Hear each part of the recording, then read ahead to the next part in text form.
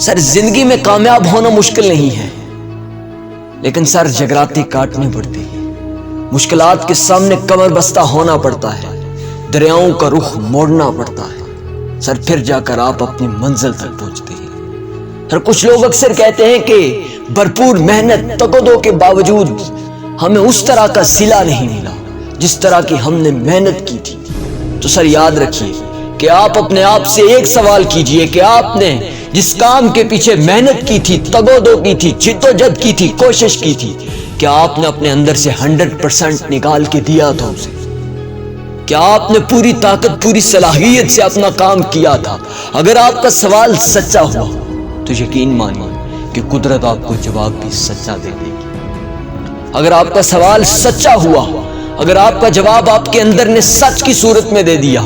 تو پھر قدرت آپ کو اس کا صلہ ضرور دے گی۔ اگر سوال بھی سچا ہوا لیکن پھر بھی آپ کو آپ کا صلہ نہیں ملا تو پھر یقین رکھیے کہ آپ کے اندر یقین نہیں ہے، کیونکہ یقین کامل ہونا، محنت کے ساتھ یقین کامل ہونا انسان کو اس کی منزل تک پہنچاتا ہے۔ اگر آپ نے اپنے اندر سے 100% نکال کے دی آپ نے اندر کا کمال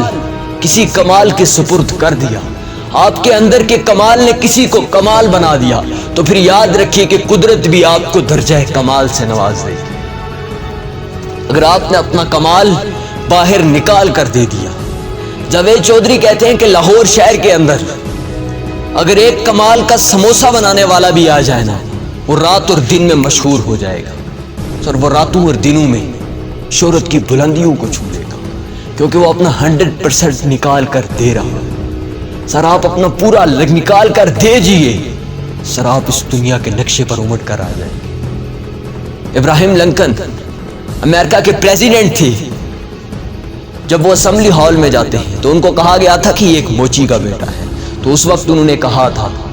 کہ میرا باپ ایک ایسا کاریگر تھا، ایک ایسا موچی تھا کہ اس جیسا جوتا پورے امریکہ میں کوئی نہیں بنا سکتا، کیونکہ اس نے اپنا کمال نکال کر دیا تھا اور پھر بیٹے کو وہ کمال منتقل کر دیا گیا، پھر وہ بیٹے کو کمال واپس کر دیا گیا جو پریزیڈنٹ آف امریکہ کی صورت میں تھا۔ سر آپ اپنا کمال نکال کر دیجیے، سر آپ اپنا 100% دیجیے،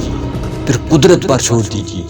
کہ قدرت آپ کو کتنا صلہ دے گی۔ آپ یقین بھی رکھیے کہ قدرت آپ کو صلہ دے گی اور دے گی اور دے کے رہے گی، کیونکہ محنت کے ساتھ اگر یقین پختگی اختیار کر جائے تو پھر انسان کو اس کی منزل سے ملوانے میں کوئی چیز آڑے نہیں آتی۔